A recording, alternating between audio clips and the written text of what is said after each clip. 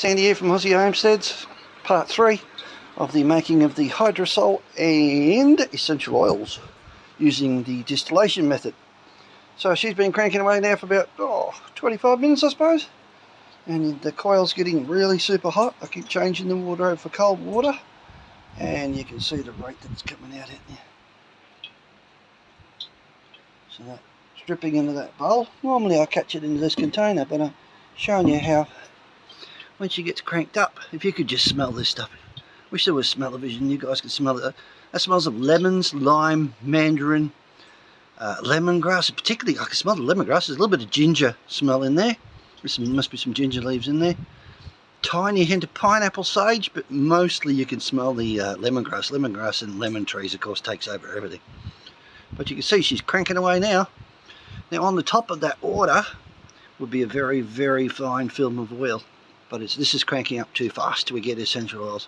We're chasing Hydrosol today. We're making rinse aid for the washing machine, and I use it for deodorants, I use it for spraying and room spray, I use it for cleaning cars, I use it for bloody everything, to be honest with you. It's a fantastic product, really, really easy to make. All we're doing is taking that junk there, boiling it through there, creating steam, breaking the cell walls open, releasing the volatile oils, travels up through that pipe. For all the internet police out there, there is a safety valve on this thing. It is about 8 to 10 pounds of pressure. This is a weak link, it's just a bit of old rubber hose. And this closed hose clamp is just tight enough to hold it on, but not tight enough that it won't blow off. So then this is copper pipe, annealed copper pipe. Just bend it into the coil. I bent mine around a 4.5 kilo gas bottle just to make a coil. Of course, the more coils you got and the more water you can get this sucker into, the faster that'll come out. But as you can see, that was actually it's a pretty good rate. It does vary, of course, because the temperature goes up and down. But as you can see, once the water gets hot, release it out of there, replenish the water. As soon as you can't stick your finger in there, see, this is still warm enough that I can put my hands in. That is just above bath temperature because it's not long since it's changed. You can see the water, see the steam dripping out the weak link. See it spurting out of there. So if I just tighten that up a wee bit more, I want the product, not the bench. So then all it does is create it into a liquid, and she's roaring, people. And that is what they call Hydrosol. And if we were to use a even smaller connection, if we went down to instead of this is a 16mm, or I think that's 5/8 in the old language, 16mm, 2 nuts and a bit of threaded rod through the middle of it, drill with a 10mm hole through it.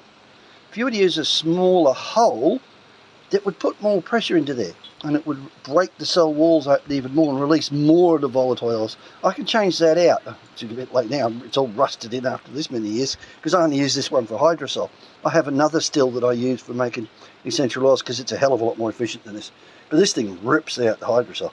I make 2 litres about every hour.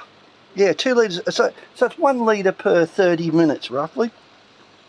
And then all that does is come through here, go through the coil, it turns from steam into a liquid, the liquid comes up over this bend, and there's the results, folks. You can see it working.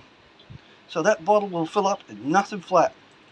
And the more I slow that process down, the stronger the smell. But if you can smell this now, it's just amazing. And you can spray this stuff, it keeps indefinitely because there's nothing in it to go off.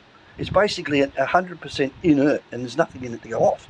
So you can keep it for years. I use it as spray bottles for room deodorizer, and you can spray it on your clothes, you know, to make your clothes smell all pretty, especially when you live in the country, you start to pong a bit.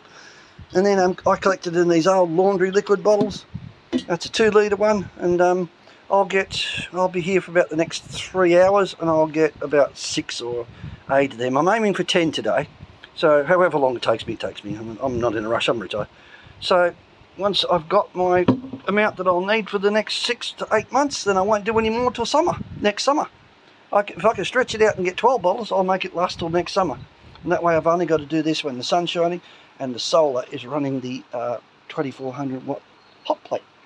So there you go, folks. Hope you've enjoyed that. Hope you've learned something. This is Andy here from Aussie Homesteads. If you like it, click subscribe. I mean, it doesn't bother me if you do or you don't. If you like it, comment. If you don't want to comment, that's fine. But hope somebody's learned something from it, and I'll chat to you on the next one. Bye.